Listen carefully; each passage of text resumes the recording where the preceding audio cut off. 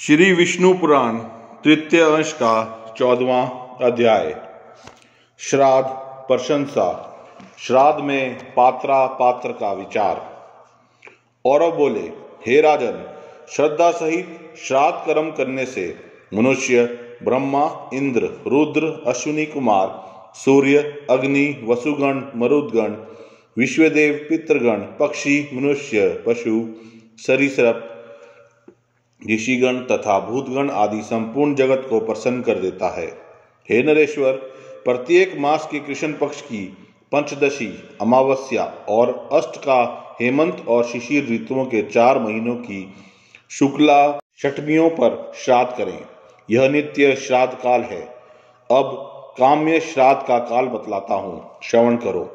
जिस समय श्राद्ध योग्य पदार्थ या किसी विशिष्ट ब्राह्मण को घर में आया जाने अथवा जब उत्तरायण या दक्षिणायन का आरंभ या व्यतिपात हो, तब काम्य श्राद्ध का अनुष्ठान करें। विषुवंश क्रांति पर सूर्य और चंद्र ग्रहण पर सूर्य के प्रत्येक राशि में प्रवेश करते समय नक्षत्र अथवा ग्रह की पीड़ा होने पर, दुस्वप्न देखने पर और घर में नवीन अन्न आने पर भी काम्य श्राद्ध करें। जो अमावस्या, अनुराधा, विशाखा या स्वातीन नक्षत्र युक्ता हो, उसमें श्राद्ध करने से पितृगण 8 वर्ष तक तृप्त रहते हैं, तथा जो अमावस्या पुष्य, आर्द्रा या पुनर्वसु नक्षत्र युक्ता हो, उसमें पूजित होने से पितृगण 12 वर्ष तक तृप्त रहते हैं।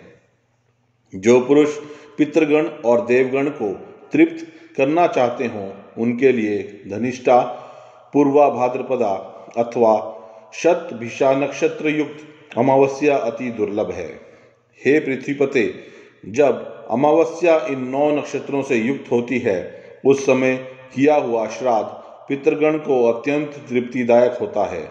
इनके अतिरिक्त पितृभक्त इलापुत्र महात्मा पुरूरवा के अति विनीत भाव से पूछने पर श्री संत कुमार जी ने जिनका वर्णन किया था, वे अन्य तिथियां भी सुनो।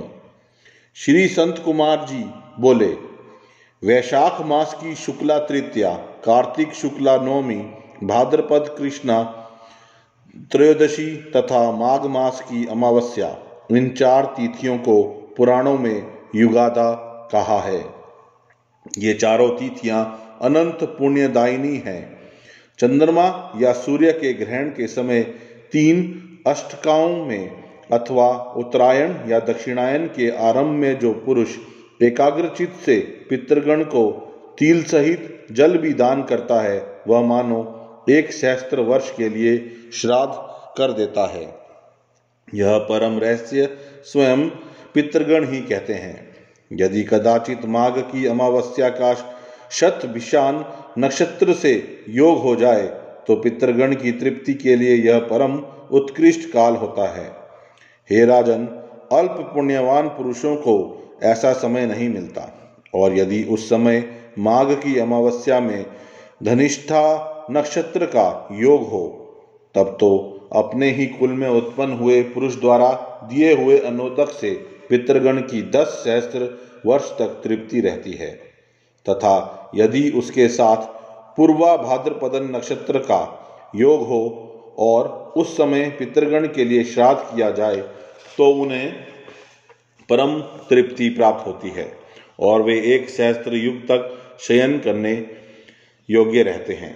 गंगा, शतद्रु, यमुना, विपाशा, सरस्वती और नैमिषारण्य स्थिता गोमती में स्नान करके पितृगण का आदर पूर्वक अर्चन करने से मनुष्य समस्त पापों को नष्ट कर देता है। पितृगण सर्वदा यह गान करते हैं कि वर्षा काल भाद्रपद शुक्ला त्रयोदशी के मघा नक्षत्र में तृप्त होकर फिर माघ की अमावस्या को अपने पुत्र पौत्रादि द्वारा दी गई पुण्य तीर्थों की जलांजलि से हम कब तृप्त लाभ करेंगे। विशुद्ध चित्त, शुद्ध धन, प्रशस्त काल, उपर्युक्त विधि, योग्य पात्र और परम भक्ति, ये सब मनुष्य को इच्छित फल देते हैं। हे पार्थिव, अब तुम पितृगण के गाए हुए कुछ श्लोकों का श्रवण करो। उन्हें सुनकर तुम्हें आदरपूर्वक वैसा ही आचरण करना चाहिए। पितृगण कहते हैं, हमारे कुल में क्या कोई ऐसा मतिमान धन्य पुरुष उत्पन्न होगा जो वित्तलोलुप्त को छोड़कर हमें पिंडदान देगा, जो संपत्ति होने पर हमारे उद्देश्य से ब्राह्मणों को रत्न, वस्त्र, यान और संपूर्ण भोग सामग्री देगा, अथवा अन्न, वस्त्र, मात्र वैभव होने से जो श्राद्ध काल में भक्ति विनम्र चित्त से उत्तम ब्राह्मणों को यथाशक्ति अन्न ही भोजन कराएगा, या अन्नदान में भी असमर्थ होने पर जो ब्राह्मण श्रेष्ठों को कच्चा धान्य और थोड़ी सी दक्षिणा भी देगा, और यदि इसमें भी असमर्थ होगा तो किन्हीं द्विज श्रेष्ठ को प्रणाम कर एक मुट्ठी तिल ही देगा, अथवा हमारे उद्देश्य से पृथ्वी पर भक्ति विनम्र चित्त से 7-8 तिलों से युक्त जलांजलि ही देगा। और यदि इसका भी अभाव होगा तो कहीं ना कहीं से एक दिन का चारा लाकर प्रीति और श्रद्धापूर्वक हमारे उद्देश्य से गौ को खिलाएगा।